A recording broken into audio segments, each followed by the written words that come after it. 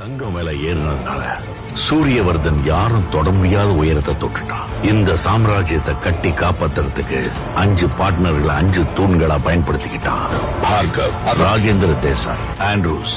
சூரியவர்தனுக்கு இருந்த பெரிய பலம் அவன் தம்பி அதீரா. அவனோட சாமர்த்தியத்துல கட்டின இந்த கோட்டையில சூரியவர்தனோட மகன் கருடனோட பங்கு இருந்தது. இவங்க 2 பேர் இருந்ததால KGF யாராலும் நெருங்க கூட முடியல. நான் அங்க ஏற்கனவே ஒருத்தன் தன்னோட கால் தரத்தை பதிச்சுட்டான்னு அவங்க யாருக்குமே தெரியல.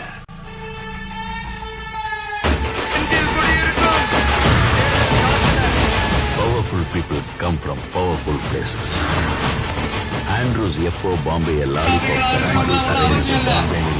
ராக்கிக்கு அந்த சமுத்திரம் கூட சின்ன குளம் மாதிரி ஆயிடுச்சு.